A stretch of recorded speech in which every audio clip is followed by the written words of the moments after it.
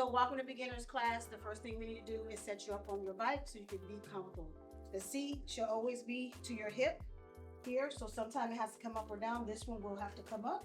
So you simply pull it down, pull up a little bit, stand right by it to make sure it's a good weight, and it is. Then you tighten it back.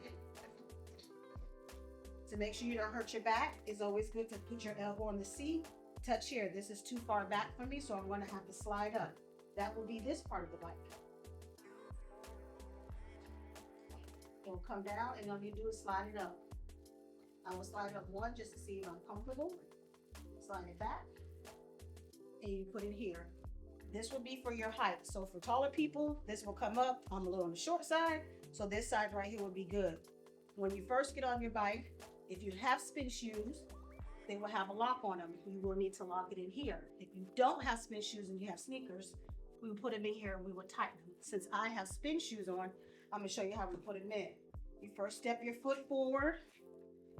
You'll hear that click, and then you get on just like you're riding a bicycle. Then you put the other leg over and you'll hear that click, like that. And you know you're secure because you can spin your legs over.